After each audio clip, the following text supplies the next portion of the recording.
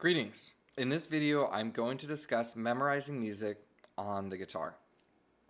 Now, in the preceding video, I talked about memorizing lyrics and words. We're going to apply some of the same concepts, but I do want to take a moment to dwell on difficulty. If you are memorizing something that is easy for you to play, you're going to be able to memorize it much more quickly. But if something is very difficult for you to play, it's going to be far harder. One way in which I like to break this down is if you were to take your mental focus and break it into a pie chart. So you have the circular pie chart and you have these different wedges of things using up your focus. If the technique of a piece of music uses up most of your focus, then you don't have much mental effort available or mental focus available to do the work of memorizing the music. So you actually have to be careful to set realistic goals of, can I even focus enough while playing this to start to commit this to memory? If something is too difficult, it's going to take too long, it's going to be really discouraging and you're going to lose momentum. So I'd encourage you to start with things that are easy.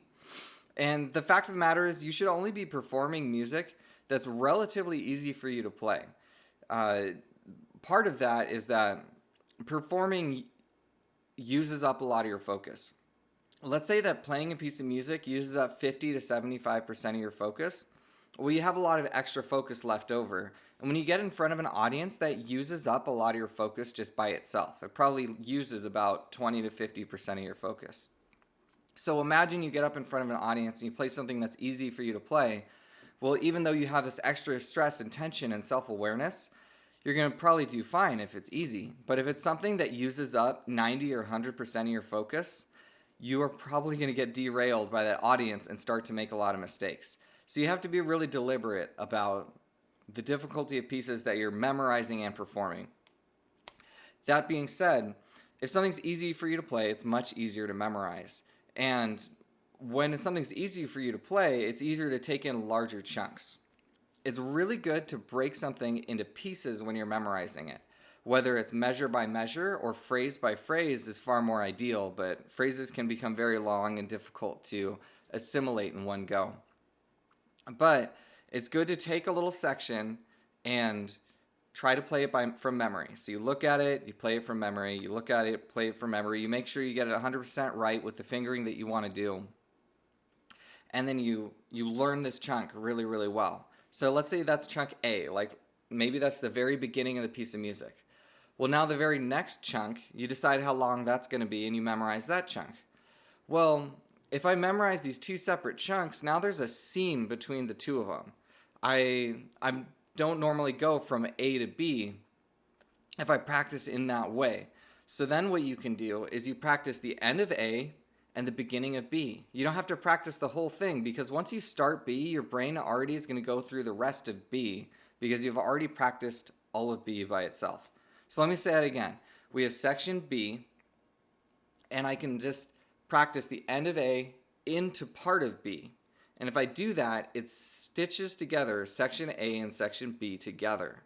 And then that becomes a really efficient way to memorize. If we try to go from the beginning to as far as we can get, at first you do this little chunk, and then a little chunk, little chunk. Okay, it gets a little bigger, gets a little bigger. A couple days go by, it gets bigger, and you get a little further, you get a little further.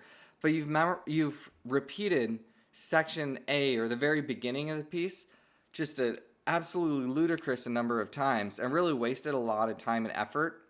When you get to the end of the piece of the music, you'll have played the beginning, hundreds, maybe thousands of times, while the end you might play only 5 or 10 times. And there's this kind of discrepancy in how well you know the ending versus how well you know the beginning. And it's far more efficient to break a piece of music into different pieces, learn the pieces, and then practice the transitions between those pieces. If you do that, you will learn far more quickly and efficiently. I would encourage you to put that into practice. Please let me know how that goes for you. I would love some feedback. If you have any other thoughts on good memorization techniques, please send them my way. I'd be very interested. I memorize a lot, and I'm definitely interested in learning how to learn efficiently. And I would love to be able to share it with others. But if you have a great video, please share it with me. One thing I've heard of, I haven't really put it into practice much, is to start with the end and then add a chunk before that, add a chunk before that, add a chunk before that. And if you do that, you know the ending better than the beginning. But I personally think it's better to just know it all about the same amount as well. And then you're able to kind of identify what needs more work and what doesn't. But getting that organized with your memorization is very effective. I would also encourage you to do the work beforehand to come up with exactly what fingering you want to use before you start to memorize. So read the piece over and over and over again, get a sense of how it flows, figure out how do I want to tackle the weird fingerings. Because if you're memorizing it and you memorize one fingering and you come back to it and you need to change a fingering, you're going against a pathway that you've deeply established in your brain. And that can be very, very difficult. It takes a lot of extra focus when you're playing a piece of music. So I would encourage you, memorize it once the way you want to perform it. And unfortunately, sometimes you just identify things after you played it for a couple months and you just need to change it around. The more experience you get, the easier that will get. But stick with it. Memorization is an acquired skill. It takes hard work, but it will pay off. I also do want to briefly mention my video I did on expert memory. I would search that up if you haven't watched it already. It has some very helpful perspective on how we grow at memorizing music, and it'll encourage you to keep working at it. Thank you very much for watching, and I hope this is helpful.